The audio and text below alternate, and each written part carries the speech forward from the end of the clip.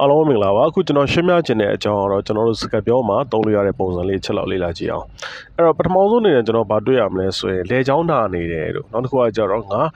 အေးမိနေတယ်လို့ဆိုကျွန်တော်ဘယ်လိုသုံးလို့ရလဲဆိုရင် I'm got a sore throat I'm got a sore throat အဲ့တော့ငါလေချောင်းနာလဲဆိုရင် I'm got a sore throat ဆိုတော့သုံးမျိုးလို့ရတယ်နောက်တစ်ခုကကျတော့ငါအေးမိနေတယ်ဆိုရင် I'm got a cold အဲ့တော့ငါအေးမိနေရဆိုရအသုံးမျိုးလို့ရတယ်နောက်တစ်ခုကကျတော့ငါအရန်ရှက်သွားတယ်ဆိုတဲ့ပုံစံမျိုးပေါ့ဆိုလိုချင်တဲ့သဘောတရားကျွန်တော်တို့ကမျက်နှာပူသွားရဲဆိုတဲ့အချိန်မှာပြောသုံးလို့ရတဲ့ပုံစံဒီI'm embarrassed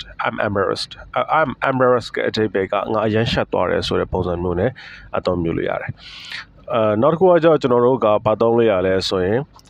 နေ့လည်စာစားပြီးရင်ပကံဆေးရမယ်နော်ဆိုတဲ့ပုံစံမျိုးပကံနေခွက်တွေဆေးရမယ်ဆိုရင် you have to do the washing up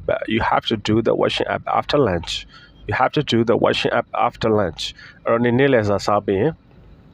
ပကံနေခွက်တွေဆေးရမယ်ဆိုတော့အသုံးမျိုးလို့ရတယ်နောက်တစ်ခုကကျတော့ငါနင်းကိုမကြာခဏတွင်းနေတယ်ကိုခဏသတိရမိနေတယ်ဆိုရင် I think of you from time to time ဆိုတော့အသုံးမျိုးလို့ရတယ် I think of you from time to time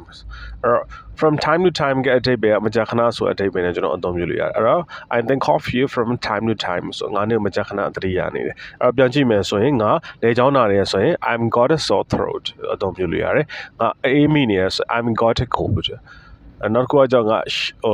မျက်နှာပူသွားတယ်တော့ပြောချင်တယ် I'm embarrassed အသုံးမျိုးလို့ရတယ်နောက်တစ်ခုကကြောင့်ကျွန်တော်တို့ကပကံ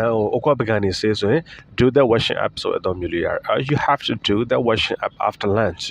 အဲ့တော့နေ့လေးစားပြီးပကံခွက်တွေဆေးရမယ်နောက်တစ်ခုကကြောင့်ကျွန်တော်ခုနလိုငါမင်းအကြောင်းမကြာခဏတွင်းနေရဆိုရင် I think of you from time to time ဆိုအသုံးမျိုးလို့ရပါတယ်ခင်ဗျအဲ့တော့အားလုံးပဲအကျိုးရှိတယ်ဆိုရင်ကျွန်တော်တို့ဒီ comment မှာ like ဆိုပြီးရေးသွားလို့ရပါတယ်ခင်ဗျအားလုံးပဲအကျိုးရှိမှလို့ပြောလို့ပါတယ်